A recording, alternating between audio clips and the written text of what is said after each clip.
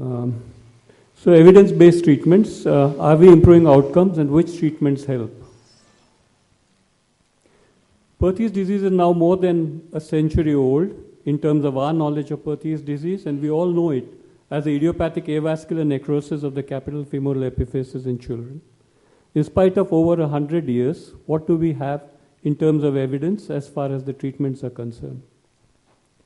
We know that the head remains biologically plastic after an episode of avascularity or infarction, and this plasticity remains for a long period of time, maybe about 2 years of time. This is from the work of Salter. The head is at risk for flattening and extrusion during this healing phase. Because it's plastic, it is under risk for flattening and extrusion, and this happens during the healing phase or revascularization phase. Now, what are the management goals in Legg-Carr-Perthes disease? Based on this pathogenesis, what we want to achieve is a spherical femoral head. We want to prevent coxa magna. We want to maintain the femoral neck length if that is possible. We want a normal neck shaft angle, and we want a normal articulo-trochanteric distance. So these are our aims in managing Legg-Carr-Perthes disease. The prognosis is governed, how well we have managed is defined by the prognosis, and that is governed by the Stulberg classification. The 1 and 2, fairly spherical and congruent. The 3 and 4, aspherical but congruent. And 5, aspherical but incongruent. So let's come to the proper heart of the lecture. What is the evidence to say that treatment makes a difference? Do we have any evidence? Well, the treatments are available. There are non-surgical treatments and there are surgical treatments, but we know today that these treatments are governed by several factors. Just to name a few, age at clinical onset is a very important variable. The younger children have a good prognosis and may demand no treatment. Extent of capital femoral epiphyseal involvement, how much of the epiphysis is involved? Is it less than 50%? Is it more than 50%? I think is an important parameter. Stage of the disease in terms of Elizabethtown classification, how late are we in the course of the disease will determine the prognosis with treatment. And then the deformity, established deformity of the femoral head and acetabulum at diagnosis. So there are so many important variables, and this was not realized till very recently. And that is why almost all studies which date back to maybe more than a decade ago in the past, or maybe 1990s, have limitations. Generally, they have been smaller series. They talk of 15, 20, 30 patients, so that there's no power really to that study. They have been heterogeneous studies. They mixed up all sorts of age groups. They lack prospective randomization, and there is the absence of skeletal age in most considerations. So there are limitations of the studies that we see in the literature. So where is the proof? So what is the evidence to say that non-surgical treatment makes a difference? As we said, there are two forms of treatment, non-surgical and surgical. So is there any proof to say that non-surgical treatment makes a difference? Non-surgical treatment, again, there has been a spectrum of this, right from no weight bearing in the early days to prolonged immobilization. Joint mobilization was then proposed, weight relieving orthotics, non-ambulatory containment, and ambulatory orthotics and containment. So we have a variety of techniques by which we effect a non-surgical management in Perthes. There are a lot of advantages to non-surgical treatment, largely that of being non-invasive. However, there are a lot of disadvantages too in terms of the long treatment time and problems of compliance and stress in the family. What are the results? Going by the past results which have been quoted, without containment, the results have been poor, 30% poor results, as shown the slide on your on the left column of poor results. And containment, if you have containment, then an average of 12% bad results. But you have to remember these are older series and really don't follow the rigor of scientific inquiry. More recent series in the 1990s, and two papers came out on the weight-bearing abduction brace for managing Legg-Perthes disease. And this one was by Martinez, 31 patients with more than 50% involvement of the capital femoral epiphysis, managed with the Atlanta Scottish Rite, an abduction type of orthosis with weight bearing. None of the hips had a good result at a mean follow-up of 7 years. 65% were classified as poor. They concluded that severely involved hips should not be treated with a weight-bearing abduction brace. Same year, another study came out by Meehan, and the conclusions were really the same. In fact, the percentage of poor results is also the same, 65% poor results. The authors felt that the weight-bearing abduction orthosis offered no advantage compared with other methods of management or with no treatment in more deformed hips. 2004, this was the only prospective multi-center study on the effects of treatment on outcome by the group by Herring, and they studied the outcome in 345 affected hips. They divided them into 5 treatment groups consisting of no treatment, range of motion exercises, brace treatment, femoral osteotomy, and innominate osteotomy. And they concluded, and they had a very good statistical backing because of the large number of cases which were there. Their conclusion was that no differences in outcome among the hips with no treatment, those treated with bracing, and those treated with range of motion therapy. So even those treated with bracing were equivalent to those who had had no treatment or who were treated with just physiotherapy. Very recent publication this month actually, September 2011, and I was hoping Mr. Thompson would be here, on the role of bracing in Legg-Carr-Perthes disease. They reviewed the whole literature of bracing in Legg-Carr-Perthes disease, and they came to the conclusion, this particular group came to the conclusion, that the present literature does not provide evidence sufficient to support the use of bracing in Legg-Carr-Perthes disease. On the basis of this review, our recommendation is that the abduction orthosis should rarely be used in the treatment of Legg-Carr-Perthes disease. Now we come to surgery. Then what is the evidence to say that surgery is beneficial in this disorder? Well, again, the evidence comes from this multi-center, prospective multi-center trial by Herring, and they came to the conclusion, this was more than 350 hips nearly, patients over the age of 8 years at onset with a lateral pillar B or BC border group have a better outcome with surgical treatment.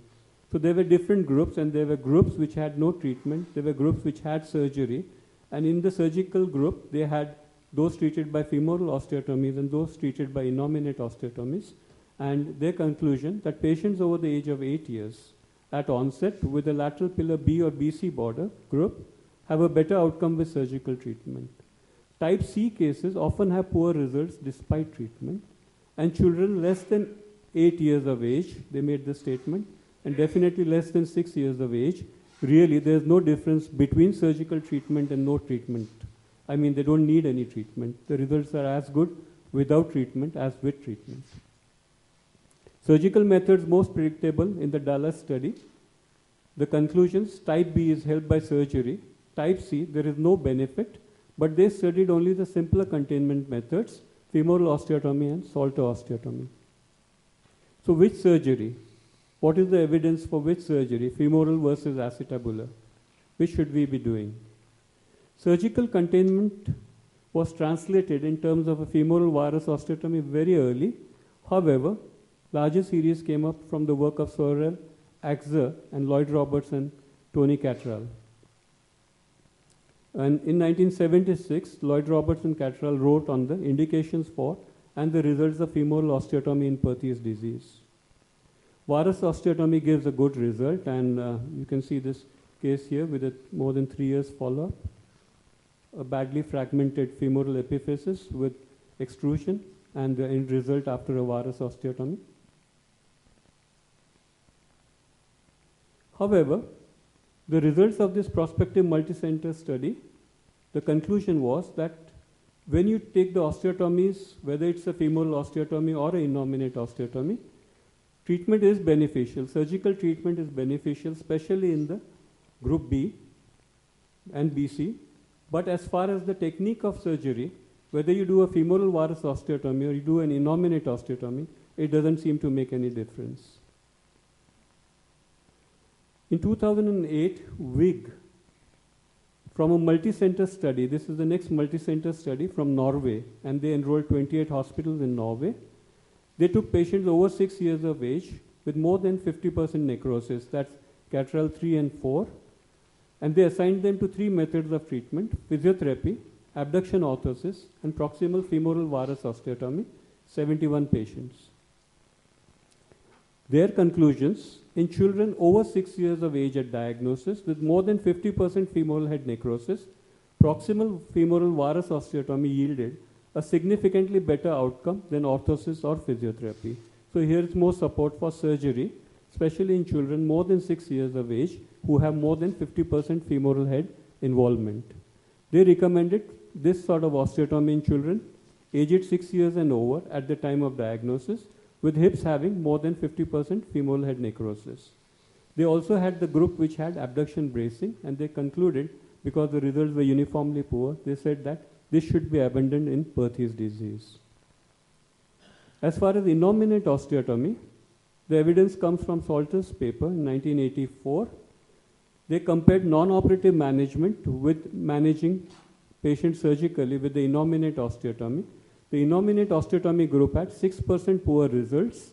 The non-operative management group had 34% poor results. So this is Salter's osteotomy for Perthes, and it's quite well known to most people. In older children also, you could do a Salter's or a other form of osteotomy, which is a triple type of osteotomy. There are other series which support the work of Salter. So Salter and Brown 1988, and coming down to 2005, Kitakoji. Most of them quote a fairly good result with the innominate osteotomy for Perthes disease with severe head involvement.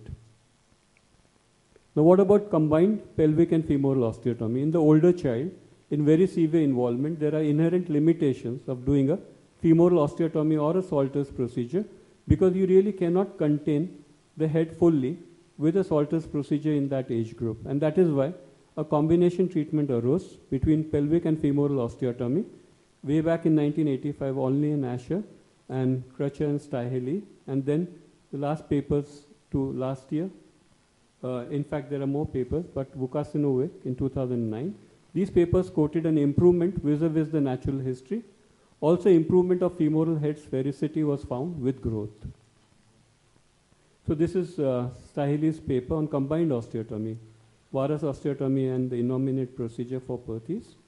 And an example here: severe involvement, extrusion, post-surgery, Salter's and femoral osteotomy. This is over a year follow-up.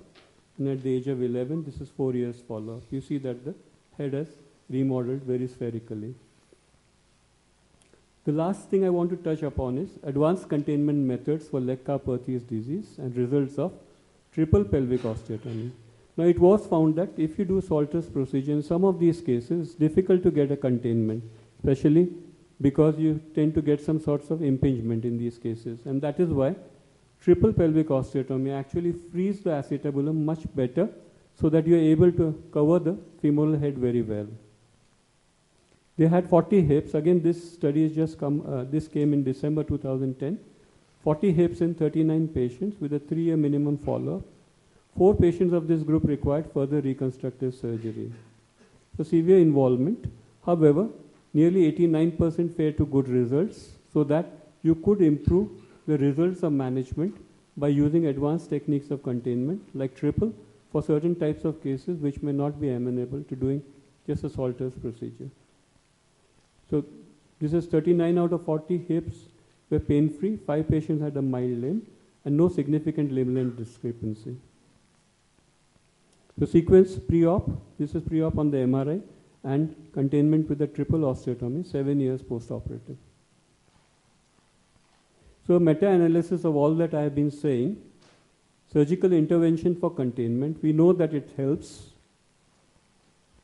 The conclusion of this sort of a meta-analysis, and this is very important, patients undergoing containment with a femoral osteotomy or a Salter innominate osteotomy during or before fragmentation phase have better femoral head sphericity at the end stage of Perthes than those undergoing non-operative intervention. So this is very, very clear. The data suggests that surgical intervention improves femoral head sphericity. To summarize, surgical containment is useful. Femoral osteotomy for the simplest cases of for young children. Salter's osteotomy can also be used for routine cases. harder to do. Be careful about retroversion and impingement.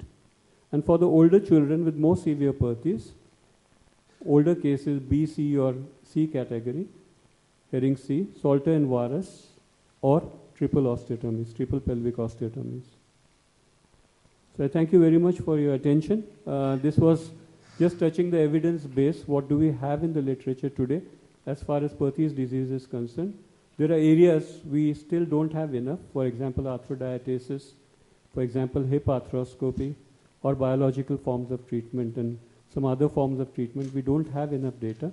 But fortunately, now that we know the variable parameters, the study designing is better, and we should have some data on efficacy of treatment methodology in managing Perthes disease in the years to come. Thank you very much for your attention. Thank you very much, Dr. Johari, for this overview, which is now open for your questions, remarks. Absolute indication for triple osteotomy. I think it's more in grown-up children where Salters could be very difficult, and you probably not able to contain that fully, So, as we mentioned, grown-up children, maybe more beyond the age of 11, 12, 10, 11, 12, that age group with a severe involvement, so that you are able. You should not do varus osteotomy. You may combine it. If you get a containment, then there is nothing really. You don't need to do a varus osteotomy. Varus, or we should go for Varus osteotomy in that age group has problems because it doesn't remodel, so that you are left with a permanent coxa vara. At the age of 11, 12, there won't be remodeling because remodeling is only up to the age of about 14, and so with 8 days required triple osteotomy. problem of avascularity, remodeling also is poor, so those cases you require triple osteotomies. Please. For the femoral osteotomy, it is easy to make abduction pin to the 90 degree. How much varus should I take? How can I? Microphone, we can't hear you. Thank you. For the proximal femoral osteotomy, there is abduction fin to control the amount of varus. How much should I obtain? How can we control the triple osteotomy to ensure adequate containment with adequate coverage without retroversion?